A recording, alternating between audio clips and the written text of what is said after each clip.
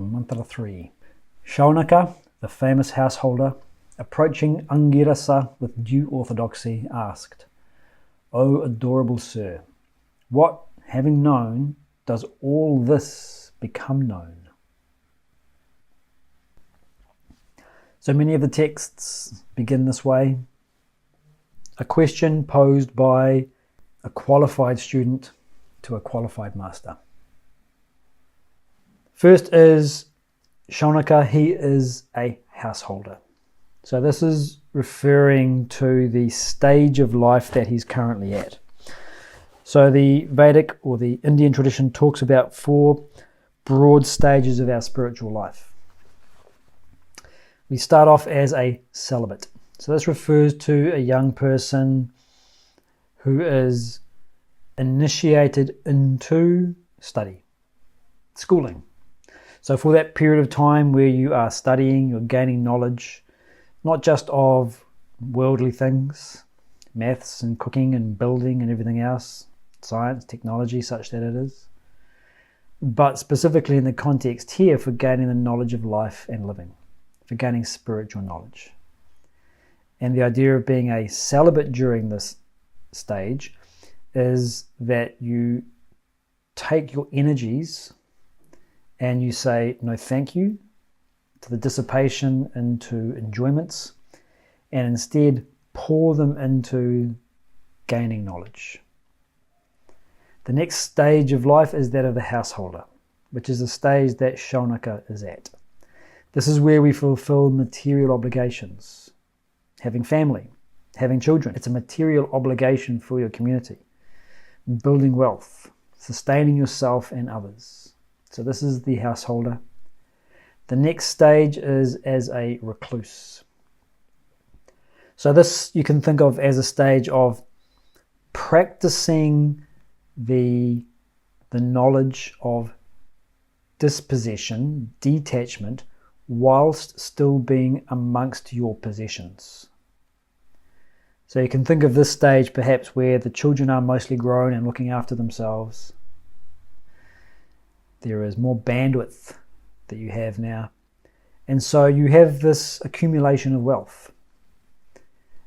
The idea is to practice dispossession. So you're continuing to gain self-knowledge or higher values and practice them to withdraw your attachments and possessiveness from what you have acquired. The final stage is that of a renunciate, in which that practice of dispossession comes to full fruition, and there is complete detachment from the world and everything it provides. So these are the 4 general stages of spiritual life. Shaunaka asks this question as a householder. He also says that he approaches Angirasa with due orthodoxy. So you can think of this as a couple of aspects. One is that it's in accordance with tradition. So you'll see later in the text, for example, it talks about approaching a master with a bundle of sticks. So there's a traditional way of going to a teacher and asking for their wisdom. You bring fuel and food, things that are practical necessities for someone who is spending their time, say, in meditation, not concerned with worldly affairs. And so they need to heat themselves, boil their water, cook their food. So you bring fuel and food, but it's become part of a tradition. So that when the student approaches with a bundle of sticks and a bag of mangoes, the master sees, okay, they understand the tradition. There's a readiness. They're not coming uneducated in the ways of this sacred knowledge transmission. And the orthodoxy also refers to humility. So once again, it's that effacement of ego which expresses as I know. And that humility, that surrender is also indicated by Shaunaka's question, "O adorable sir." You can feel the love coming from the student to the teacher. He says, what, having known, does all this become known? So all this, what's he referring to here? The contents of your awareness, the perceptions, emotions, and thoughts. How is it possible for all of this to become known? So anything that we experience is conditioned consciousness, CC. If you see it later on, that's what it's referring to. And our conditioned consciousness comprises things with quality, property, form, function, and change.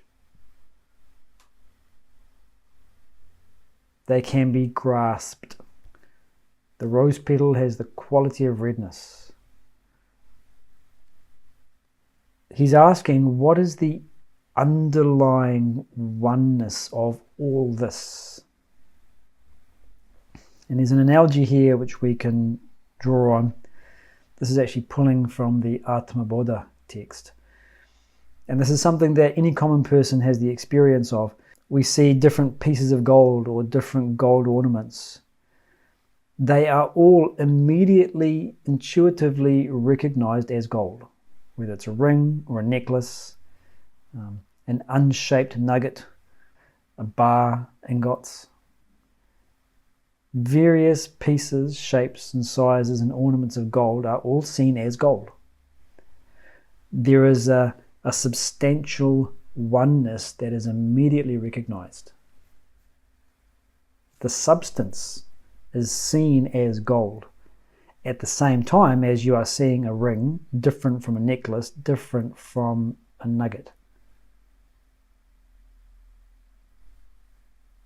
In a similar way, there is a similarity between the physical sensations of your body, the emotional tone of your mind, the concepts, knowledge, and confusion of your intellect. There's a substantial kind of oneness. So Shaunaka is asking, what is that underlying oneness? That foundation of all knowledge. So perhaps Shaunaka has heard others talking about this. He's a grahastha, he's a householder.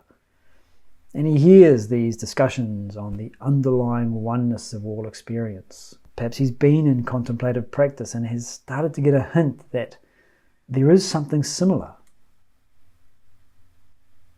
The sounds of the birds are appearing in the same place to me as the thoughts of my own mind. The birds are outside, the birds are over there, can be heard by everybody. My thoughts are private to me and me alone, and yet they appear in the same space. How is that possible? How is it possible for me to know my thoughts and the birds? How is it possible for me to know anything, all this?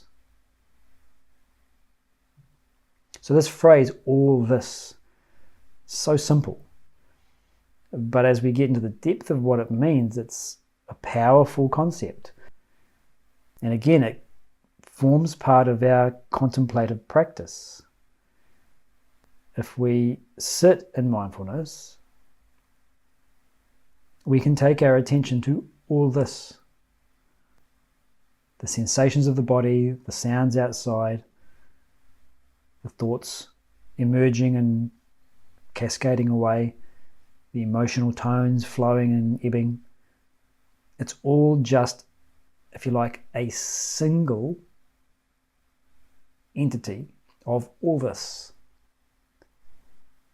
rather than the mind and intellect picking things out. Oh, this is the breath. This is the body. Or this is the sound of the birds. No, there's all this.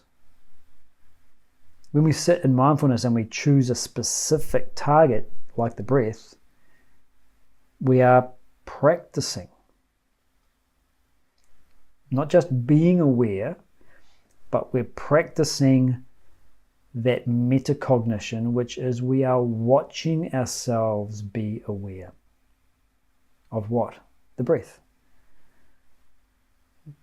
But experience isn't just the breath. Experience is all this. So this is what Shaunaka is asking. What is it that having known, all this can become known?